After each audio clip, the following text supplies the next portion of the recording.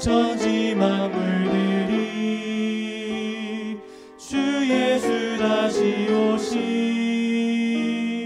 모두가 전파하네. 다시 오네 다시 오네 주님 오실 그날이 언제일지 모르나 다시 오네 다시 오네. 오 그날 놀라운 영광의 날 주 예수 다시 오네.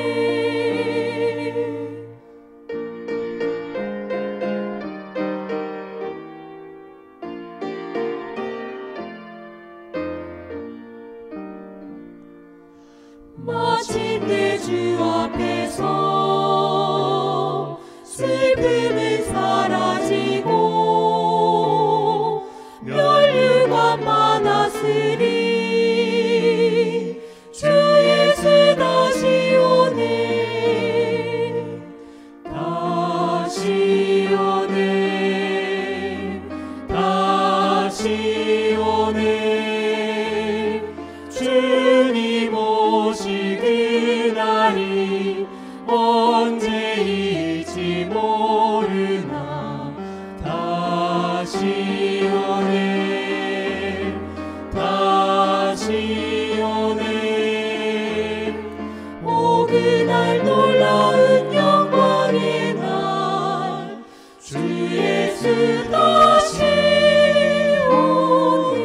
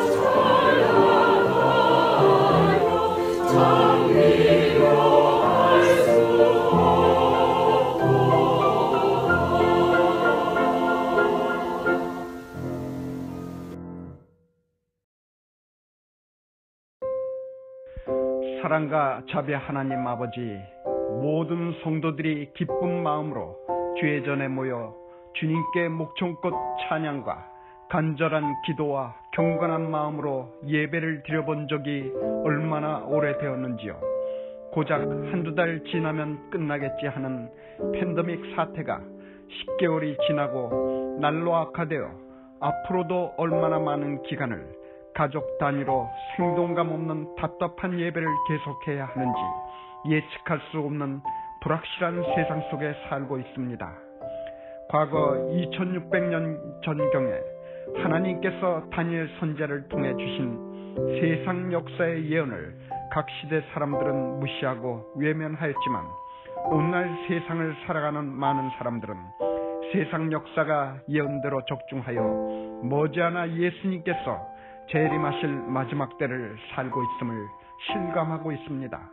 이때 미주 전역에 흩어져 살고 있는 성도들을 위하여 주님께서 준비시킨 주의 종들을 통하여 다니엘 계시록의 말씀을 연구하고자 하오니 준비된 주의 말씀이 세상 죄악과 고통과 유혹과 외로움과 대항하는 모든 성도들의 힘과 용기가 되어 주님께 영광 돌리는 시간이 되기를 우리를 죄에서 구원하여 주신 예수 그리스도 이름 받들어 간절히 기도드립니다.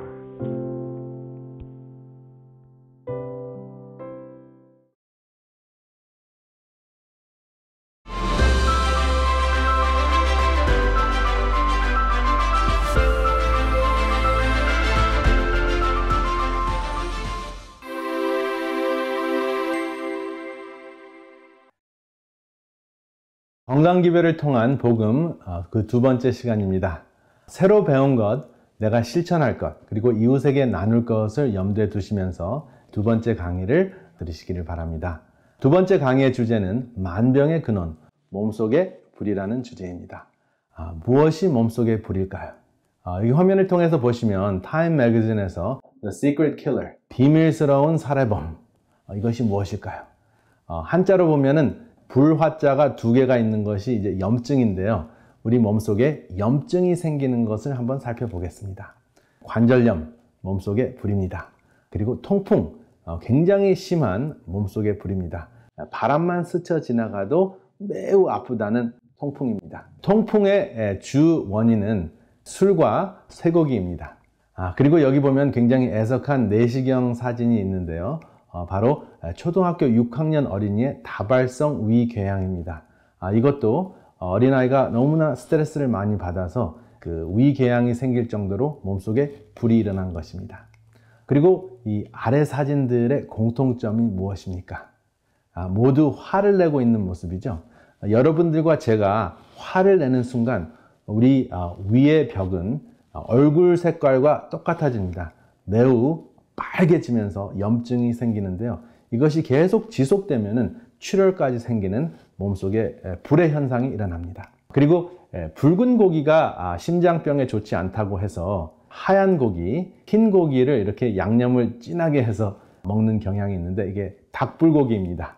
그런데 닭을 하루에 50g씩 한 10년 정도 섭취를 하게 했더니 췌장암 발병률이 72%가 증가했다는 40만 명이나 되는 유럽의 연구 결과가 있습니다. 이것은 췌장암 발병률을 이야기했는데요. 췌장암 발병률뿐만 아니라 다른 이제 암도 증가하는데 우리가 가장 무서워하는 암 중에 하나가 췌장암이죠. 그런데 췌장암도 결국은 닭고기를 통해서 몸속에 불이 일어나서 결국은 암을 일으킨다 하는 것을 여러분들이 기억하시면 되겠습니다. 닭고기 한번 생각해 볼 필요가 있죠. 이렇게 몸속에 불이 다양한 것이 있는데 최근 1년 동안에 또 불과 싸웠습니다. 바로 코로나 바이러스라는 불과 싸웠는데요. 사실 코로나 바이러스 자체가 불은 아닙니다. 코로나 바이러스가 우리 몸속에 들어와서 이것이 이물질이기 때문에 몸이 반응하는 그것이 그 염증을 일으키는 것이죠. 몸속에 불을 일으키는 것입니다. 그래서 코로나 바이러스는 몸속에 들어와서 세포 속에 침입을 하고 복제를 해서 그냥 생존하기 위해서 침입한 것인데 우리가 그것을 이물질로 보기 때문에 생전 보지 못한 것이기 때문에 과잉 면역 반응을 하는 것입니다. 그래서 불이 일어나는 현상이 일어나서 우리가 생명을 잃을 수 있게 되었는데요. 이 코로나 바이러스를 극복하는 방법을 잠깐 소개를 드리겠습니다. 코로나 바이러스는 독인가? 코로나 바이러스 자체는 독이 아닙니다. 코로나 바이러스는 유전 물질을 운반하고 있는 유전 물질 운반체에 불과합니다. 그런데 우리 몸이 과잉 그 반응을 하는 것이 문제인데, 우리 몸이 과잉 반응을 하지 않는 것이 매우 중요한 예방 대책입니다. 그리고 바이러스를 막기 위해서 백신을 맞으면 우리 몸이 바이러스 같이 되는가? 그렇지 않습니다. 우리 몸의 유전인자는 약 한 10%가 바이러스입니다. 그런데 대부분의 우리 몸속에 살고 있는 바이러스는 유산균 같이 유익균 역할을 합니다. 그렇기 때문에 이렇게 새로운 신종 바이러스가 우리에게 병을 일으키는 것이지, 과거에 우리가 박테리아를 병이라고 생각했는데 지금은 유산균을 섭취하듯이 앞으로는 바이러스를 섭취할 수도 있습니다. 유익균 차원에서. 그리고 백신을 맞으면 바이오칩이 들어가서 우리를 추적하는가, 이러한 두려움이 있는데, 아직까지는 백신 기술이 바이오칩까지 집어넣을 수 없습니다. 앞으로 바이오칩과 같은 것이 우리 몸속에 삽입이 되어서 우리 몸의 건강 상태와 질병 상태를 검사할 수 있는 기술은 확실히 발전될 것입니다. 그런데 이 바이오칩을 우리 몸속에 투입을 하려면 우리의 허락이 필요하기 때문에 사실 그것 때문에 너무 노이로제에 걸리실 필요는 없습니다. 이 바이러스를 극복하기 위해서 우리가 기본적으로 취하는 그 생활 습관이 있는데요. 그것이 바로 코로 숨 쉬는 것입니다. 코로 숨 쉬면 산화질소라는 것이 생산이 됩니다. 산화질소는 어떠한 역할을 하냐면, 코로나 바이러스가 세포와 결합하고 세포 속에 들어가서 복제되는 것을 막아주는 역할을 합니다. 근데 코로 숨 쉬면은 그 산화질소가 생산이 되는데, 코로 숨 쉬는 것보다 한 15배의 산화질소를 생산하는 방법이 있는데, 그것이 바로 코로 노래하는 것입니다. 콧노래하는 것입니다. 산화질소를 한 15배 생산합니다. 그래서 여러분, 이렇게 암울하고 힘든 상황이지만 그냥 습관적으로 콧노래 하시면서 다니시길 바랍니다. 그 자체만으로도 코로나 바이러스를 예방하실 수 있는 대책이 됩니다. 그러면 숨 쉬는 것 말고 또 어떠한 것들이 코로나 바이러스를 극복하는 데 도움이 될까요? 사탕무입니다. 비트인데요. 또 이 비트가 등장하죠. 이 비트 안에는 산화질소를 만들 수 있는 물질이 들어있는데요. 이 산화질소를 만드는 물질이 아르기닌이라는 것이 있는데, 이것은 산화질소로 변해서 몸속에서 혈압을 감소하고 바이러스를 결합하고 폐질환이 악화되는 것을 예방해주는 역할을 합니다. 연구 결과로 확인된 바 있습니다. 그래서 이 사탕무 한 잔씩 드시는 것은 어떠신지요? 그리고 사탕무 말고 또 양파가 있습니다.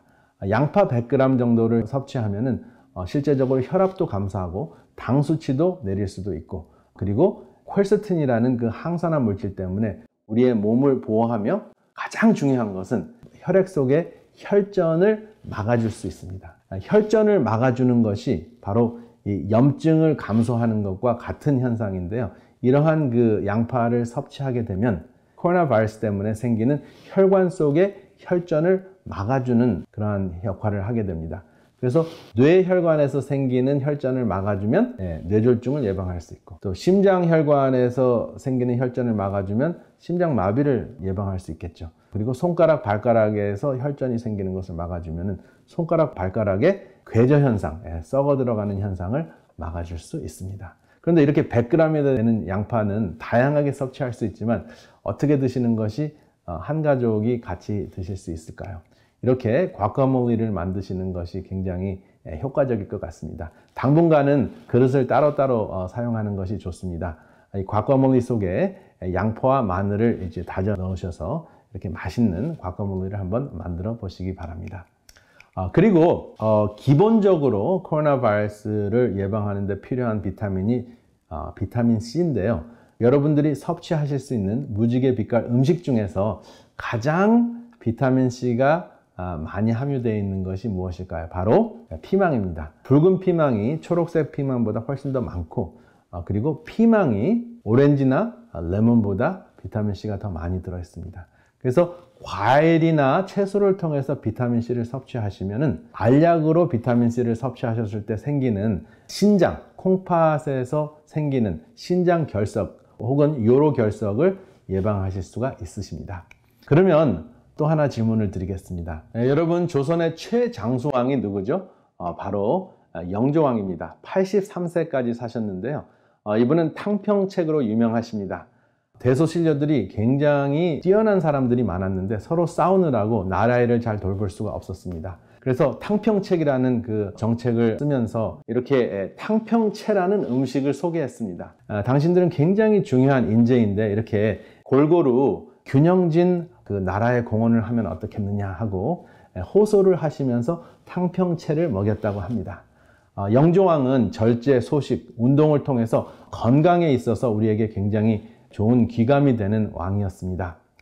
쉼터에서는 이 탕평채를 이 쉼터 마리로 한번 대체해 보았는데요. 무지갯빛 항암마리라고 이름을 붙여 보았습니다. 여러분들도 한번 몸속에 불을 끄는 무지갯빛 채소 혹은 탕평채를 한번 만들어 보시기 바랍니다. 이런 탕평채를 생각해 보니까 계시록 14장 7절의 말씀이 생각이 나는데요. 하늘과 땅과 바다와 물들의 근원을 만드신 이를 경배하라 하더라 하는 말씀이 있는데요. 이 경배라는 단어가 제 마음속에 와 닿습니다. 탕평채, 몸속에 불을 끄는 탕평채하고 경배하고 무슨 상관이 있을까요? 여기 이 경배라는 단어는 헬라 언어로 프로스퀴네어라는 그 단어인데요. 어원을 이렇게 보면은 프로스퀴네어라는 헬라어는 경배라는 입맞추다는 그 어원으로 유래되었습니다.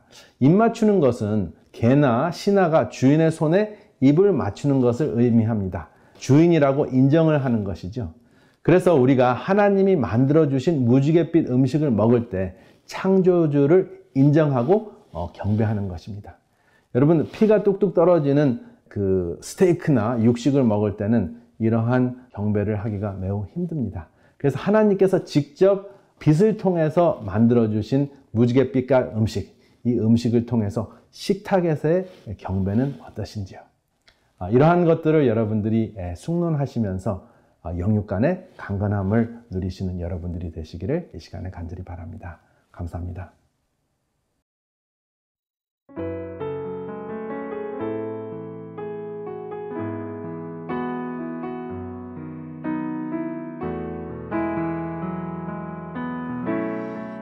세상을 살아가는 동안에 나의 힘을 의지할 수 없으니 기도하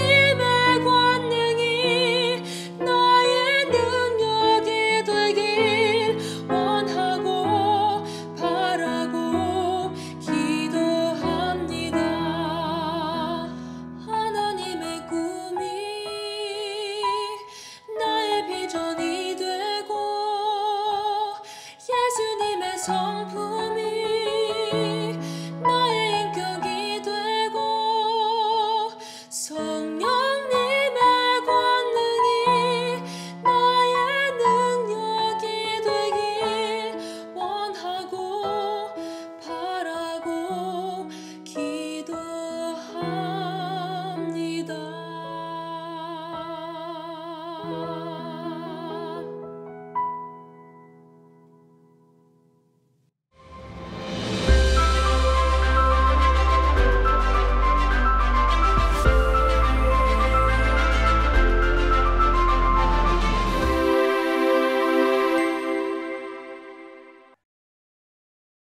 여러분 안녕하세요. 오늘은 이 교회에 물든 기독교라는 책에 있는 한 이야기로 시작해 보려고 합니다. 윈체스터 씨는 아침부터 아내와 아이들 때문에 스트레스를 잔뜩 받았습니다. 교회 가는 날 아침인데 아이들은 전혀 준비가 되어 있지 않았습니다. 애들은 왜 준비가 아직 안 된 거야? 얘들아, 너희들은 언제까지 게임을 하고 있을 거니? 이렇게 한바탕 소란을 피우고 나서야 겨우 차를 타고 교회로 출발할 수 있었습니다. 그런데 예배 시간에 늦지 않기 위해 속도를 높이던 윈체스터 씨는 그만 스피드 티켓을 받게 됩니다.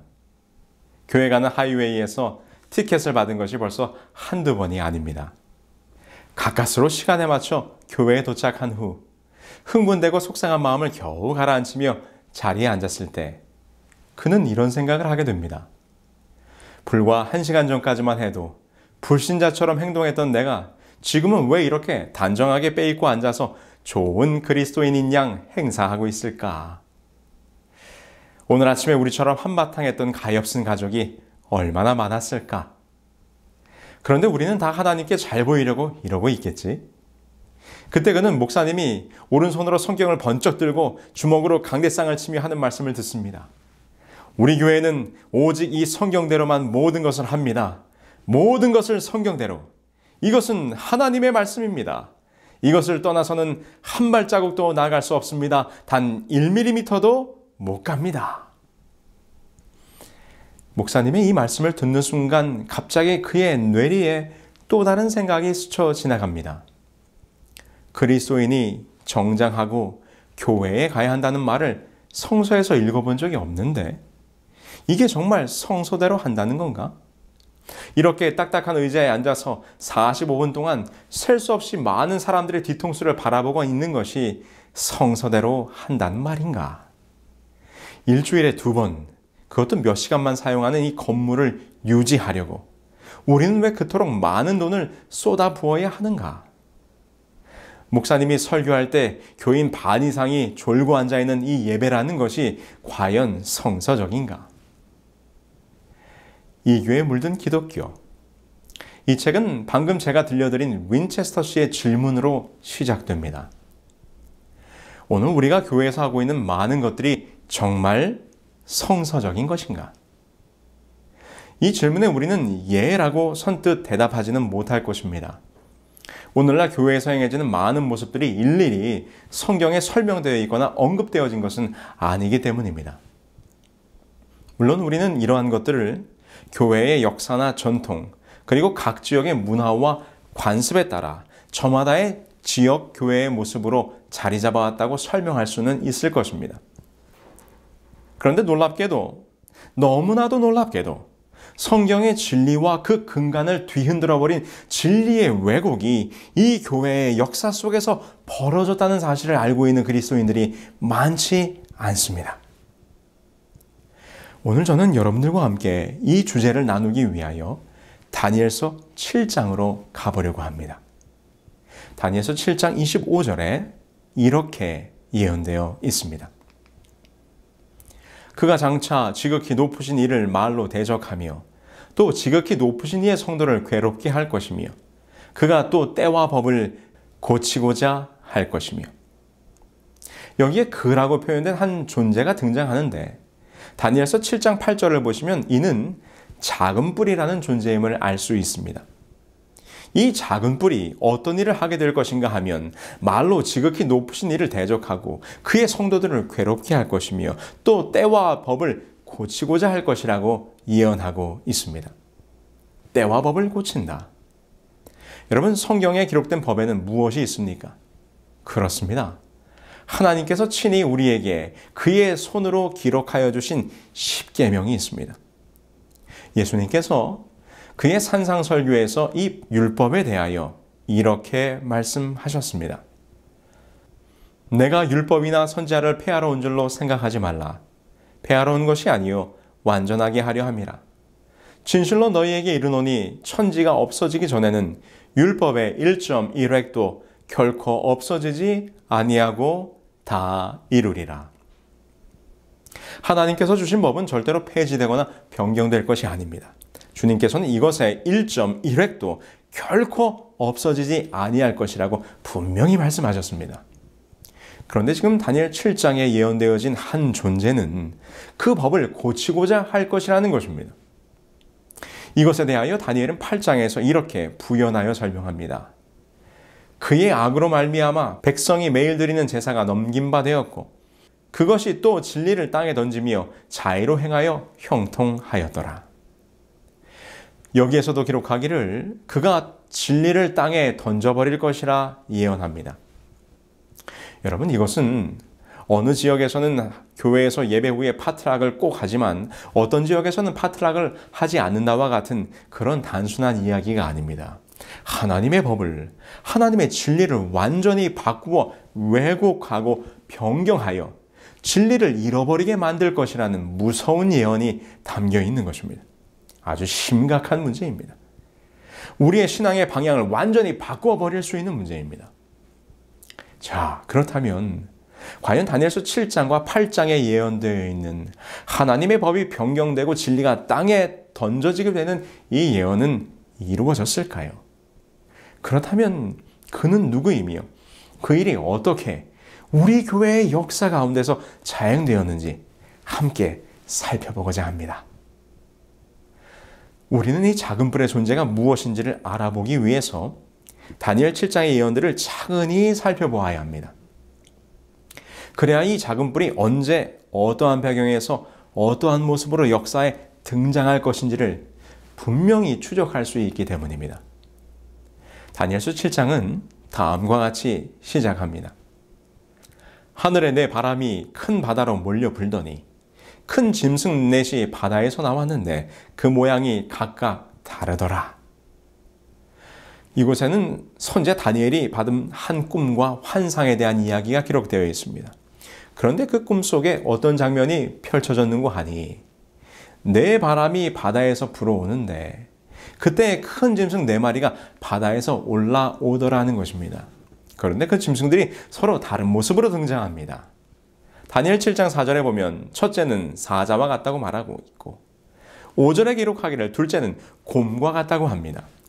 그리고 세 번째는 6절에서 말하기를 본즉 다른 짐승 곧 표범과 같은 것이 나왔고 마지막으로 네 번째는 다니엘이 생전에 한 번도 보지 못한 짐승의 모습이라 무섭고 놀라우며 매우 강하며 쇠로 된 큰 이를 가진 모습이라고 다니엘 7장 7절에서 설명합니다.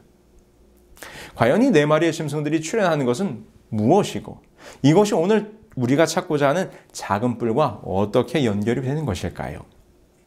먼저 4마리의 짐승에 대하여 간략하게 살펴볼 것입니다. 여러분 잘 집중해서 따라오시게 되길 바랍니다. 다니엘은 서로 다른 4마리의 짐승이 무엇인지를 잘 설명해주고 있습니다. 다니엘 7장 17절입니다. 그 4 짐승은 세상에 일어날 4 왕이라. 지금 이 4마리의 짐승들이 무엇이라고요? 네, 이 세상에 일어날 4 왕이라. 아하, 그렇습니다. 조금 눈치가 빠르신 분들은 아마 알아내셨을 것입니다.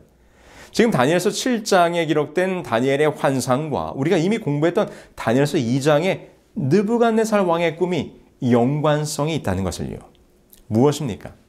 자, 여기 그림처럼 다니엘서 2장의 금, 은, 동, 철의 제국들의 등장이 지금 7장에서는 사자, 곰, 표범, 무서운 짐승, 곧 4왕의 등장으로 연결이 되는 것입니다. 다니엘서 7장의 환상 또한 바벨론 이후의 세상 역사의 중심에 서게 될 고대 왕국들의 역사가 다시 한번 반복되어 예언되어 있는 것입니다. 그럼 우리 잠깐 7장의 짐승의 모습들을 살피면서 어떻게 이 짐승들이 역사 속 제국들의 모습을 상징하고 있는지 살펴보겠습니다. 첫째 짐승을 다니엘은 이렇게 묘사합니다. 첫째는 사자와 같은데 독수리의 날개가 있더니. 사자의 모습으로 등장한 첫 번째 짐승, 이 짐승은 바벨론 제국입니다. 고대 바벨론의 유적들이 이것을 확인시켜 주는데요. 여러분 이 사진 한번 보실까요? 이것은 이스타르 대문이라고 하는 것입니다. 이스타르 게이트. 현재 독일의 박물관에 복원되어 있는 이 거대한 성문은 고대 바벨론 도성의 것이었습니다. 푸른색 벽돌로 정교하게 세워진 성벽에 거대한 청동대문으로 만들어진 이 성문은 행차의 길이라는 대로와 연결이 되어 있었는데요. 우리가 주목해 보아야 할 것은 그 성벽에 세워진 동물의 문양입니다. 무슨 문양이 새겨져 있습니까? 네, 사자의 모습이죠. 당대 최고의 문명을 자랑하던 바벨론 제국은 자신들을 동물의 왕인 사자로 나타낸 것입니다. 저명한 성경학자인 랑코 스테파노비치 박사님의 다니엘서 주석에 보면 이렇게 설명합니다. 바벨론에서 이스타르문의 벽은 이스타르, 아달, 특별히 마루둑 신 등이 도시를 보호해준다는 의미에서 사자, 황소, 용 등의 조상으로 장식하였다. 더욱이 신의 중심부를 통과하는 행진하는 거리 양편에 120개의 사자상들이 늘어서 있다. 이처럼 다니엘이 보았던 첫 번째 짐승, 사자는 당대 최강국 왕 중의 왕, 곧 바벨론 제국이었습니다. 자, 그렇다면 두 번째 짐승은 어느 왕국일까요? 다니엘은 두 번째 짐승을 이렇게 묘사합니다. 다니엘서 7장 5절이죠. 다른 짐승 곧 둘째는 곰과 같은데 그것이 몸 한쪽을 들었고 그 이 사이에는 새 갈빗대가 물렸는데. 두 번째 짐승은 곰인데 지금 이러한 특징을 보여주고 있습니다. 곰이 균형을 잡고 똑바로 서 있지 않고 몸의 한편을 들어 기우뚱하게 서 있는 것입니다. 이는 세력의 균형이 잡히지 않는 두 나라로 이루어졌음을 적절히 나타내는 것으로, 지금 이 지도에서 보시는 것처럼 메데와 페르시아는 두 나라의 연합 세력이었습니다. 역사 초기에는 메데가 주도권을 행사했으나 후에는 페르시아의 고레스가 일어나면서 페르시아가 주도하게 되었던 상황을 잘 상징하고 있는 것이지요. 그리고 이 사이에 새 갈빗대를 물었다는 것은 메데와 페르시아가 정복할 새 나라를 예언하고 있는 것인데, 이는 실제 역사 속에서 기원전 547년 리디아, 기원전 539년 바벨론, 그리고 기원전 525년 이집트를 정복할 것으로 명실공히 고대 세계를 제패하게 되는 모습을 분명히 예언하고 있는 것입니다. 그렇다면 셋째 짐승은 어떻습니까? 세 번째 짐승은 이렇게 묘사가 됩니다. 그 후에 내가 또 본즉 다른 짐승 곧 표범과 같은 것이 있는데 그의 등에는 새의 날개 넷이 있고. 표범은 체구는 작지만 빠르고 용맹스러운 맹수입니다. 게다가 신속한 행동을 표상하는 날개를 달았음은 한층 기민성을 강조한 것이지요. 이것은 역사 속 세 번째 제국이었던 그리스가 전 세계를 제패했던 모습을 정확히 상징합니다. 이는 알렉산더가 정복 전쟁을 시작한 지 채 10년이 못 돼요. 세상을 점령했던 모습을 그대로 보여주고 있습니다. 여기서 더욱더 이 표범이 그리스인 것을 특정짓는 내용은 다니엘 7장 6절의 후반부입니다. 그 짐승에게 머리 넷이 있으며 또 권세를 받았으며. 머리는 지도자 혹은 왕을 의미하는데 지금 이 짐승은 그 머리가 4개입니다.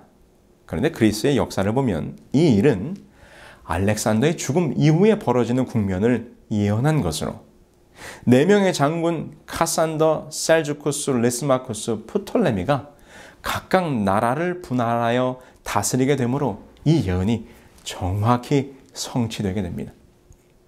이것에 대하여 하버드 대학의 그리스와 로마 역사를 가르쳤던 보츠퍼드 교수는 그의 책 그리스 역사에서 이렇게 기록합니다.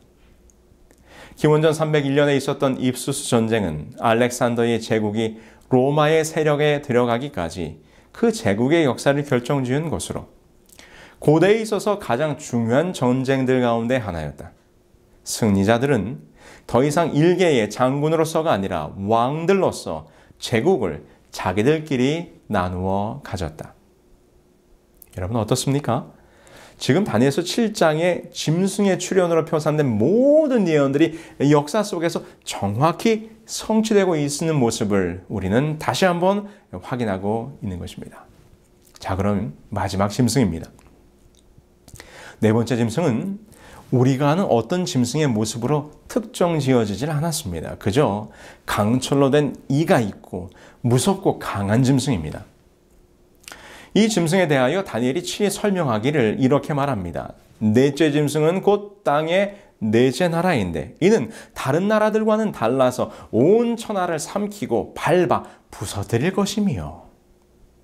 이 네 번째 짐승은 다니엘서 2장의 철의 제국 로마임을 더 확실하게 연결이 됩니다.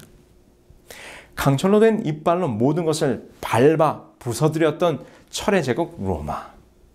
이미 다니엘 2장의 예언을 통하여 살펴본 것처럼 로마 제국은 강한 군사 조직으로 많은 나라들을 쳐 부수었습니다. 역사가 에드워드 기본은 이렇게 말합니다. 로마 제국은 온 세계를 가득 채웠으며 이 제국이 어느 개인의 손에 넘어갔을 때 세계는 그의 원수들에게는 하나의 금고나 두려운 감옥이 되고 말았다. 저항하는 것은 파멸이었으며 도망친다는 것은 불가능했다. 자, 그렇다면 다니엘서 2장의 10발가락 시대가 7장에서는 어떻게 설명되었을까요? 무서운 짐승의 출현 이후에 그 무서운 짐승의 머리에서 10뿔이 돋아납니다. 그런데 이것을 설명하기를 이는 그 나라에서 일어날 10왕이라고 설명합니다. 이것이 바로 다니엘서 2장의 10발가락의 모습과 연결되는 장면인데요. 10뿔은 로마의 붕괴와 함께 그 안에서 일어날 나라들을 의미하는 것입니다. 자, 여기까지 우리가 숨가쁘게 네 짐승에 대하여 살펴보았을 때 이는 정확히 다니엘서 2장의 금, 은, 동, 철의 제국으로 이어지는 세상 열국의 역사를 다시 한번 네 마리의 짐승으로 우리에게 설명해 주고 있는 것이 분명합니다. 그리고 10발가락의 시대는 10뿔이 돋아난 것으로 정확하게 이어지고 있습니다. 그런데 이제부터 다니엘 2장에서는 등장하지 않았던 전혀 새로운 장면이 펼쳐집니다. 그것이 바로 우리가 오늘 중요하게 살펴보려고 하는 작은 뿔에 대한 예언입니다. 여러분 잊지 않으셨죠? 오늘 강의 처음 부분에 말씀드렸던 하나님을 대적하고 하나님의 법을 변경하여 진리를 땅에 던져버리게 될 작은 뿔. 다니엘은 그 작은 뿔의 출현 장면을 이렇게 설명합니다. 내가 그 뿔을 유심히 보는 중에 다른 작은 뿔이 그 사이에서 나더니 첫 번째 뿔 중 셋이 그 앞에서 뿌리까지 뽑혔으며 이 작은 뿔에는 사람의 눈 같은 눈들이 있고 또 입이 있어 큰 말을 하였더라. 다니엘이 설명하고 있는 작은 뿔의 특징들을 하나하나 살피면서 이 작은 뿔이 역사 속에서 어떤 존재였는가를 찾아가 보는 것입니다. 우리는 첫 번째로 이 작은 뿔이 등장하는 시기를 알 수 있습니다. 다른 작은 뿔이 그 사이에서 나더니 그 머리에는 10뿔이 있고 그 외에 또 다른 뿔이 나오매. 이 모든 다니엘서의 설명을 종합해 볼 때 이 작은 뿔이 등장하는 시기가 정확해집니다. 무서운 짐승에서 10뿔이 돋아난 이후, 다시 말해서 철의 제국 로마가 멸망한 이후 유럽이 열구로 나누어진 다음에 이 작은 뿔은 등장하게 되는 것입니다. 그런데 이 작은 뿔이 먼저 돋아난 10뿔 가운데 뿔 3개를 뽑아버립니다. 첫 번째 뿔 중에 셋이 그 앞에 뿌리까지 뽑혔으며 이 세 뿔이 뽑혔다는 것이 무슨 의미입니까? 이것은 분열된 유럽의 열국 가운데 세 나라가 뒤에 나온 이 작은 뿔 세력 때문에 멸망할 것이라는 것입니다. 이것은 다니엘이 친히 다니엘서 7장 24절에서 설명합니다. 그가 먼저 있던 자들과 다르고 또 새 왕을 복종시킬 것이며. 그렇다면 새 나라가 멸망하게 되는 이 사건은 어떤 사건일까요? 유럽의 역사 가운데 이러한 일이 있었습니다. 그것은 삼위일체에 대한 신앙의 차이에서 발생한 일인데요. 바로 아타나시우스파와 아리우스파 사이에 논쟁이 있었습니다. 이 논쟁을 간략히 설명드리자면 아타나시우스파는 우리가 정통으로 받아들이고 있는 아버지와 아들과 성령 하나님의 동일한 위격을 강조하는 삼위일체를 주장했습니다. 그런데 이에 반하여 예수는 신이 아니며 한 인간에 불과하다고 주장하는 무리들이 생겨났는데 이것이 아리우스파입니다. 이것이 초기 기독교 시대에 아주 뜨거운 논쟁의 주제였습니다. 아타나시우스를 지지했던 교황 로마와는 달리 아리우스를 지지하는 세 부족이 있었어요. 결국 이들이 교황에게 대적하게 되는 것이죠. 이에 동로마 제국의 황제들이 로마 교황을 옹립하면서 이에 반대하는 세 부족의 나라를 멸망시킵니다. 그래서 멸망한 세 나라가 493년에 멸망한 헤롤리 왕국, 그리고 534년에 멸망한 반달족, 그리고 538년에 그 끝을 맞이하게 된 동고트족인 것입니다. 이리하여 로마 교황권이 지상권을 가로막던 세 뿔, 곧 세 나라가 멸망함으로써 로마 교황은 드디어 세계 교회의 머리로서 그 위치를 굳건히 하게 된 것이지요. 이 사건에 대하여 역사는 이렇게 기록합니다. 벨리사리우스 장군은 반달족을 완전히 점령하고 돌아오는 길에 역시 아리안파 교도들인 로마시를 장악하고 있는 동고트를 쳤다. 536년 12월 9일에 마침내 로마시를 점령하고 동고트족을 축출하였다. 그러나 그 후로도 침입을 계속하던 동고트족이 538년 중순에 퇴각하여 로마 교회의 감독이 전 세계 교회의 머리라는 유스티니아누스 황제의 칙령은 반대 없이 실시될 수 있었다. 자, 이제 서서히 이 작은 뿔의 세력이 무엇인지 드러나고 있습니다. 계속해서 살펴보시죠. 다니엘 7장 8절입니다. 이 작은 뿔에는 사람의 눈 같은 눈이 있고 입이 있어 큰 말을 하였더라. 다니엘은 10뿔 이후에 돋아난 이 작은 뿔에 대하여 이전에 나왔던 뿔과는 다른 모습이라고 설명합니다. 이는 분명히 지금까지의 예언 속에서 등장하는 금속이나 짐승 그리고 머리나 뿔들이 세속적인 파워를 가진 국가나 왕을 의미했지만 이 작은 뿔은 전혀 다른 국면의 힘을 가지고 있다는 것을 보여주는 말입니다. 이 세력이 일반 국가들과 달랐던 것은 바로 종교적인 파워를 가진 세력이었다는 것이죠.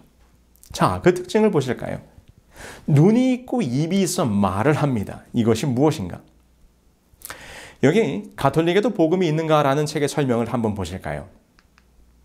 교계 직제는 교회의 신성한 권력에 종속되며 교회의 교구 분할에 따르는 직책이다. 교황직의 형성 과정은 역사적 진화를 가지며 많은 의문을 내포하고 있다. 다른 하나는 장로이다. 장로 직분은 양무리를 잘 보고 먹이는 역할을 감당하기 때문에 감독, 곧 overseers, overwatchers 이라고도 호칭하였다. 초대교회 장로들은 교회를 보살피는 자라는 칭호를 가졌었는데 이것이 후에 로마 교회의 감독이 세계 교회의 머리로 추앙되면서 seer라는 칭호로 이어지게 되었다는 것이지요. 어떻습니까? 이 작은 뿔이 보는 눈이 있을 것이라고 예언했던 장면과 일치하지 않습니까? 그 다음으로 그 작은 뿔이 말하는 입이 있는데 그가 정말 무서운 말을 하게 됩니다. 다니엘 7장 25절입니다. 그가 장차 말로 지극히 높으신 자를 대적하며 작은 뿔이 그가 가진 입으로 지극히 높으신 자를 대적하는 말을 하게 될 것이라고 다니엘은 예언합니다. 지극히 높으신 자는 만왕의 왕이신 그리스도입니다. 그렇다면 대적의 의미는 무엇일까요? 한글 성경에 대적이라고 번역된 말의 본뜻은 무엇의 곁에라는 의미를 가지고 있습니다. 이는 이 작은 뿔이 지극히 높으신 자의 곁에 동등된 자로서 자신을 높이는 말을 한다는 것입니다. 우리는 이 예언과 관련하여 로마 교황에 대한 아주 흥미로운 기록들을 찾아볼 수 있습니다. 1512년 제5기 라테란 종교회의에서는 교황에 대해 언급하면서 당신은 지상에 있는 또 하나의 하나님이시다라는 대담한 선언을 합니다. 교황만이 가장 거룩하다고 불릴 수 있으며 거룩한 군주, 지고한 황제, 그리고 왕 중의 왕이라 불릴 수 있다. 교황은 그토록 큰 위엄과 능력에 속했기 때문에 그리스도와 하나가 되어 동일한 심판을 구성할 수 있다. 그래서 교황이 행한 바는 무엇이든지 하나님의 입으로 말해진 것처럼 여김을 받는다. 우리는 이 땅 위에서 전능하신 하나님의 자리를 차지하고 있다. 여러분, 이 기록들이 무엇을 이야기하고 있습니까? 로마 교황이 그들 스스로 말하기를 자신은 그리스도와 같으며 이 땅에서 하나님의 자리를 차지하고 있고 하나님의 대리자로서 천사들까지도 심판하며 파문에 처할 수 있다고 말하니 이것이 다니엘서 7장에 예언된 지극히 높으신 자를 대적하는 곧 지극히 높으신 자와 동등됨을 취하려 할 것이라는 예언의 성취가 아니고 무엇이겠습니까? 여러분, 이 예언의 성취는 오늘 우리로 하여금 성경에 예언된 적그리스도의 세력이 누구인지를 깨닫게 해줍니다. 사도 바울이 이 적그리스도의 모습에 대하여 이렇게 말했습니다. 그는 대적하는 자라 자존하여 하나님 성전에 앉아 자기를 보여 하나님이라 하느니라. 성경에서 경고하고 있는 적그리스도의 모습은 자신을 높여 하나님의 성전에 앉아 스스로 하나님이라고 말하는 자라고 했는데 지금 타락한 중세 로마 교회의 모습에서 이 예언의 성취를 분명히 확인하게 되는 것입니다.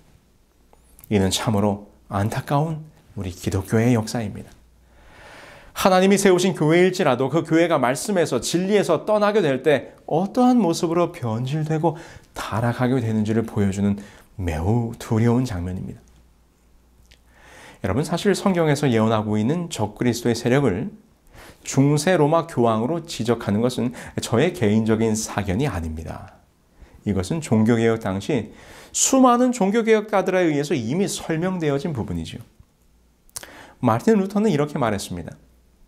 바울이 데살로니가후서 2장 3절로 4절에 자존하여 하나님의 성전에 앉아 자기를 보여 하나님이라 하느니라고 기록하였던 그 존재가 여기에 있다. 적그리스도인 불법의 사람 곧 멸망의 아들이 있는데 그는 하나님의 법을 변경하였으며 하나님의 계명 위에 자신이 만든 계명을 놓았다. 우리는 여기에서 교황권이 진짜 적그리스도의 권좌에 앉아 있다는 사실을 확신하는 바이다.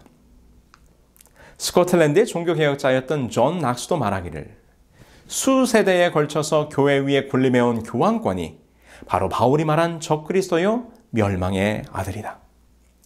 칼빈도 말하기를 나는 교황이 그리스도의 대리자라는 사실을 부인한다. 그는 적그리스도이다. 나는 그가 교회의 머리라는 사실을 부인한다.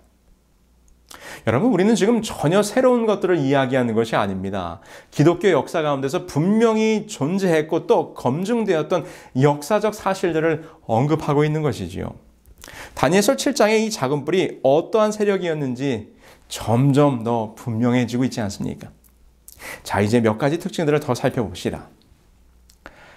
이제 이 작은 뿔이 하나님을 대적하기 시작하더니 그의 백성들을 핍박하기 시작합니다. 또 지극히 높으신 자의 성도를 괴롭게 할 것이며 이 예언은 어떻게 이루어졌습니까? 중세 로마 교회는 자신들의 타락한 정체를 감추기 위하여 진실된 그리스도인들을 핍박하기 시작합니다. 그 역할을 감당했던 것이 바로 종교재판소입니다. 종교재판소에서는 교황의 가르침에 따르지 않는 자들은 모두 이단으로 규정하고 핍박하였습니다. 종교재판을 통한 학살의 기록은 역사 속에 너무나도 많이 기록되어 있습니다. 자, 이제 드디어 작은 뿔이 하나님의 때와 법을 변경하게 됩니다. 그가 또 때와 법을 변개코자 할 것이며 여기에 보시면 가톨릭에 사용하는 십계명이 있습니다. 여러분, 무엇이 다른지 아시겠습니까? 이 십계명은 성경에 기록된 하나님이 주신 십계명과 다른 점이 있어요. 그 중에 두드러진 것이 두 가지가 있는데 하나는 십계명의 두 번째 계명이 삭제된 것입니다. 둘째 계명을 삭제했으니 10계명이 되질 않자 10번째 계명을 두 개로 나누었습니다. 두 번째 계명이 무엇입니까? 우상을 만들지 말라입니다. 하나님께서는 그 어떤 것들의 형상도 만들지 말라고 하였습니다. 그러나 중세 로마 교회는 이교도들에 대한 선교적 목적이라는 변명 아래 온갖 우상들을 만들기 시작합니다. 이에 대하여 저명한 교회 사가인 모쉐임은 이렇게 지적합니다. 그리스도인 감독들은 이전의 히랍과 로마의 다른 종교의 숭배자들이 그들의 상상적인 신들에게 존경과 신앙심을 표현하였던 종교 의식들과 제도들을 조금씩만 고쳐서 그리스도교 예배에 끼워 넣었다. 이렇게 함으로써 이교도 대중들로 하여금 더욱 쉽사리 그리스도교를 받아들일 수 있을 것이라고 생각했다. 컨스탄틴 황제가 자기 조상의 종교를 포기하자마자 곳곳에 의리의리한 성전들이 서게 되어 여러 가지 그림들과 우상들로 단장되었는데 이것들은 외관으로 보나 내면으로 보나 이교신들의 신전과 흡사한 것이었다. 실제로 8세기에 이르러서 가톨릭 교회들은 각종 성상들로 가득 차게 되었고 이것들에 입맞추고 기도하고 분향하고 절하는 일이 지나쳐 오히려 우상을 섬기지 않는 회교도들로부터 우상 숭배자라는 조롱을 받을 정도였다고 합니다. 이러한 배경 속에서 우상을 사용하고자 하는 로마 교행의 의도 때문에 성경 10계명의 둘째 계명 우상을 만들지 말라는 계명을 삭제하기에 이른 것입니다. 아울러 그들은 하나님의 때를 변경하였는데 이 때를 변경한 문제에 대해서는 이제 다음 시간에 구체적으로 다루게 될 것입니다. 자, 그런데 여기에서 우리를 놀라게 하는 것은 그들이 하나님의 법을 마음대로 수정한 것에 대한 권위의 근거가 너무나도 황당한 것입니다. 교황은 그의 권세가 사람에게서가 아니라 하나님에게서 온 것이기 때문에 하나님의 율법을 수정할 수 있고 땅 위에 하나님의 대리자로서 그는 그의 양들을 메고 푸는 가장 큰 권세를 가지고 행동한다.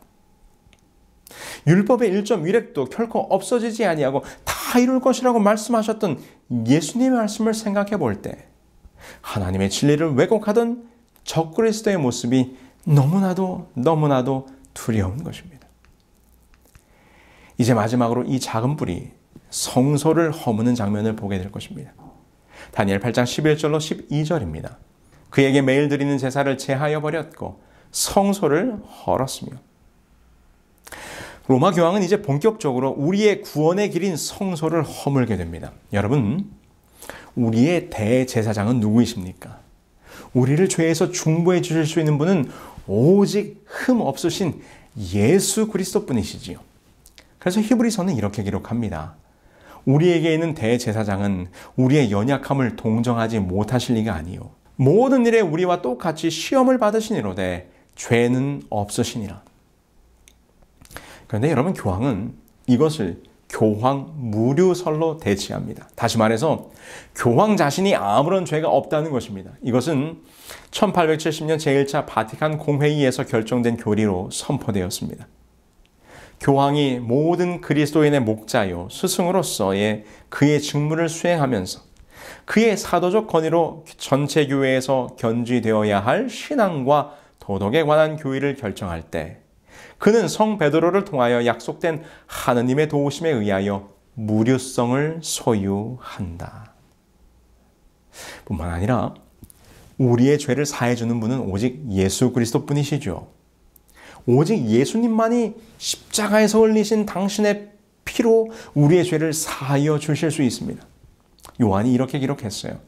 요한일서 1장 9절입니다. 만일 우리가 우리 죄를 자백하면 그는 미쁘시고 의로우사 우리 죄를 사하시며 우리를 모든 불의에서 깨끗게 하실 것이요. 그러나 로마 교황은 이것을 고해성사로 바꾸어 버립니다. 여러분, 고해성사가 무엇입니까? 가톨릭에서 설명하는 고해성사의 의미를 한번 보시죠. 하늘이나 지구 어디든 내가 원하는 곳에서 찾아보라. 너는 죄인을 용서하고 죄인을 지옥의 사슬로부터 해방시킬 수 있는 단 하나의 피조물을 발견하게 될 것이다. 그 비범한 존재는 사제, 즉 천주교의 사제이다. 하나님 자신도 그분의 사제들이 심판 및 그들의 면죄를 거절하느냐 허락하느냐에 따라서 죄를 용서하시느냐 안 하시느냐를 결정해야 할 의무가 있으시다. 사제들의 판단이 우선하고 그 위에 하나님께서 동의하신다. 오직 주님께서만이 당신의 피로 죄를 사하실 수 있는 것을 가톨릭의 사제들이 가로챈 것입니다. 이것은 성소의 번제단 곧 어린 양의 희생의 의미를 허물어버린 것이지요. 여러분, 물두멍은 어떻습니까? 물두멍은 물로 죄를 씻어내는 침례를 의미합니다. 그런데 로마 교회는 물속에 잠기는 침례를 세례성사로 바꾸게 됩니다. 1311년 교황 클레멘트 5세의 예식서 안에서 고정되었다. 예식 순서 중 세례수 축복으로 그리스도의 이름으로 사제가 빌 때 물이 성수로 바뀌게 된다. 그리고 여러분, 성소에서 떡은 하나님의 말씀을 의미합니다. 그런데 로마 교회는 생명의 떡인 하나님의 말씀, 성경을 읽지 못하게 만들어버립니다. 1229년 도로스 회의의 포고로 말미암아 대중의 말로 번역된 성경을 읽는 사람들을 종교재판에 회부하게 되었다. 성경을 가졌으리라고 의심되는 사람들이 거주하는 곳은 수색해 내라는 것이었다. 이와 같은 명령은 500년간이나 계속되었고 거기에 따라 수많은 형벌이 가해져서 성도의 피는 시내와 같이 흘렀다. 이런 뿐만 아니라 그들은 마땅히 하나님께 드려줘야 할 분향단의 기도를 왜곡시키게 됩니다. 로사리오, 우리들 모두가 합당한 위탁과 커다란 신앙과 열렬한 경건을 가지고 복되신 어머님께 간청한다면 그분은 주 예수님께 기도하며 현재의 거친 물결들을 잠잠케 하실 것이며 크리스천의 반대 세력을 기도 속에 빛나는 왕관으로 덮어버리실 것이다. 자, 오늘 우리는 다니엘서 7장과 8장에 예언된 이 작은 뿔의 등장과 그 작은 뿔이 우리 기독교 역사 가운데서 어떠한 일들을 하게 될 것인가에 대한 예언들을 살펴보았고 역사 속에서 분명히 성취되었음을 확인하였습니다. 여러분이 얼마나 두려운 역사적 사실입니까? 그런데 더더욱 우리가 놀라야 하는 것은 이렇게 적그리스도의 모습으로 타락해 갔던 중세교회의 모습을 보면서 오직 성경대로 살아야 한다는 구호로 등장한 종교개혁, 그리고 시작된 개신교회의 모습 속에 이 변질된 진리의 왜곡이 여전히 남아있다는 것입니다. 다음 시간에 이 두려운 우리의 현실을 더 자세하게 조명하게 될 것입니다. 안타깝고 부끄럽지만 이것이 우리 기독교의 역사입니다.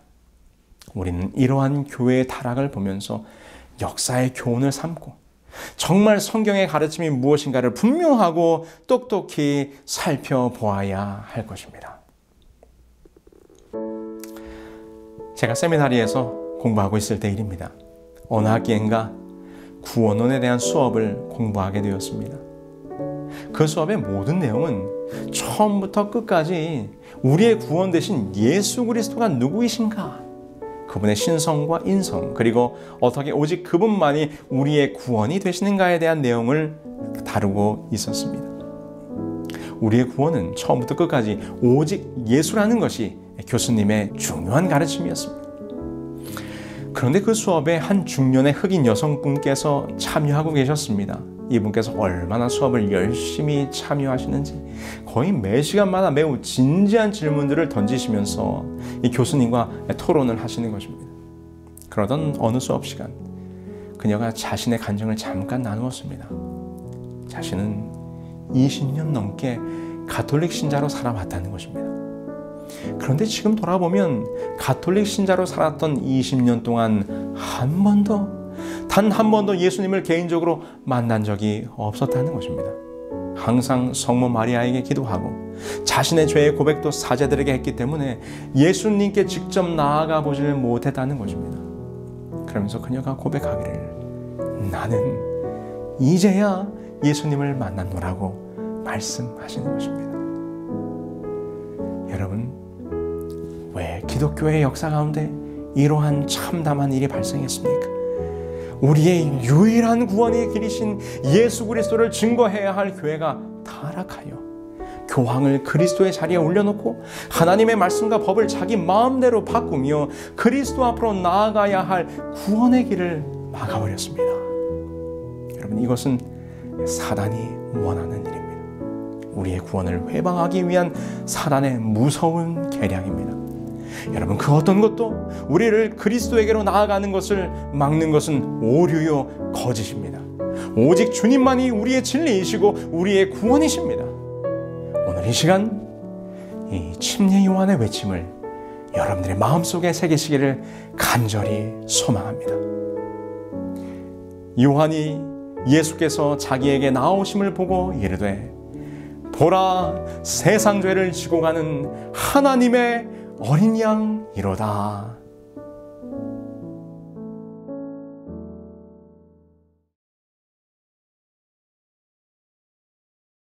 그들은 모두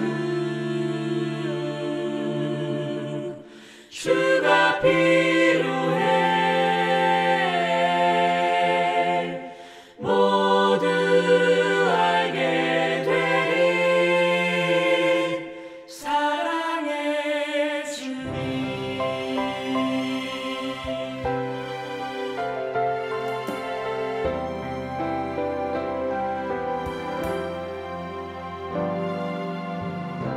매일 스치는 사람들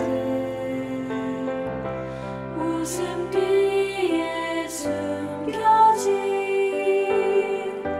공허한 그 눈빛을 무엇으로 채우나 모두 자기 고통과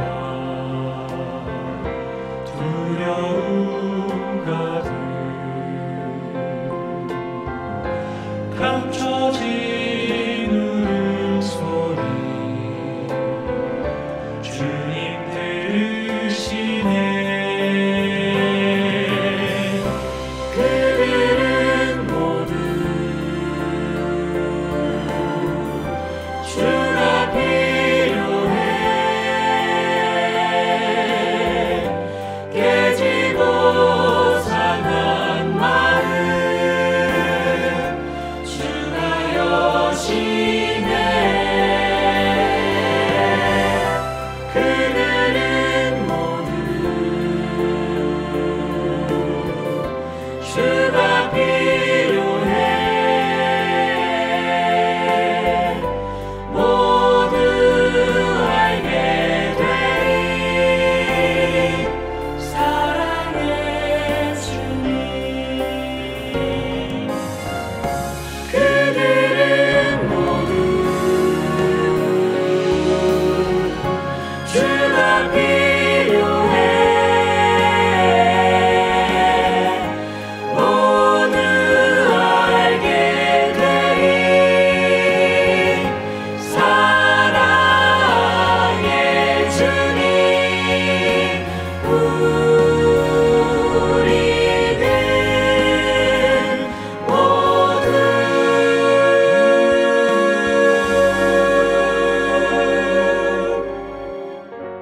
주가 필요해.